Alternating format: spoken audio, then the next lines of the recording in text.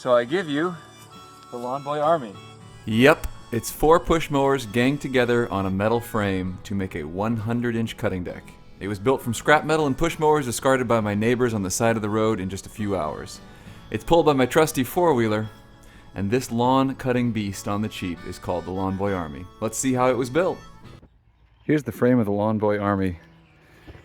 It is 6 feet from here to here and 4 feet from here to here, and you could add a third piece of angle iron over here so that you'd have a total of 5 mowers attached to it.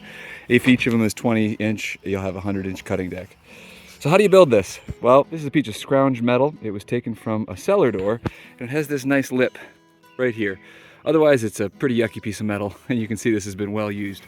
I took a piece of angle iron from an old bed frame that somebody was throwing away and welded along all that, and then this is also angle iron from a bed frame, and I just welded it here and all along here, here and all along here, and you could put a third one all the way down there.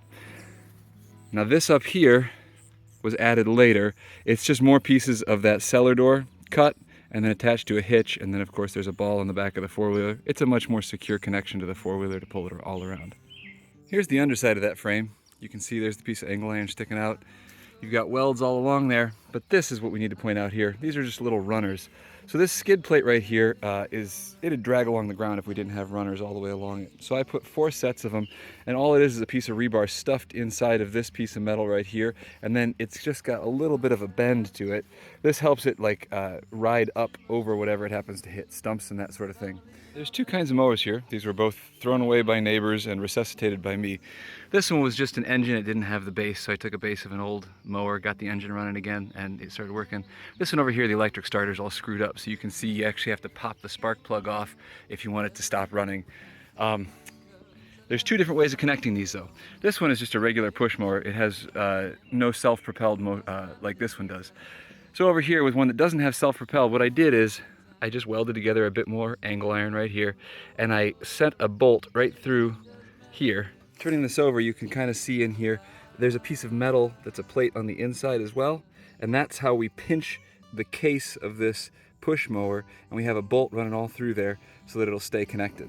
So this is a pretty secure connection here. You can see it wiggles just a tiny bit, goes up and down just a little bit, but what we want to do is actually sink a bolt through here and connect it to one of the long legs of our frame. So here's how one of these back push mowers is connected.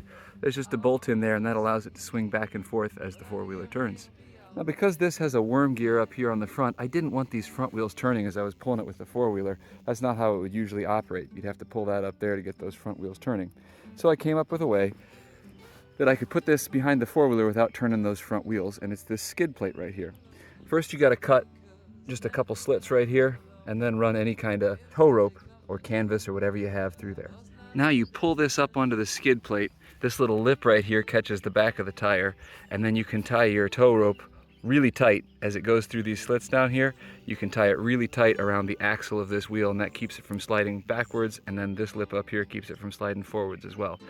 And then you do that with your second one down there as well. You can see there's some old tow straps stuck on there. Now that you're hooking up all these mowers, you can see down here we've got that runner that keeps this from bumping into things on the ground, makes it ride over a little bit easier. And then up here you've got a connection point so that you can pull this up and connect this hitch together here to the four-wheeler. Now you've got a solid connection to the four-wheeler, and off you go. I used this thing for about a year, and it was really great. It was rough and ready, did what it was supposed to. But eventually I came up with a better idea. That was a GPS-powered robot mower. You can check out the video on how I built that. So because I didn't need to use any time for the robot mower, I just stopped using this. But hey, if you don't want to build a robot mower and your neighbors throw away push mowers like mine do, this is an option for putting together a really big cutting deck on the cheap. Let me know what you think in the comments, and don't forget to like and subscribe for more unique and useful do-it-yourself builds.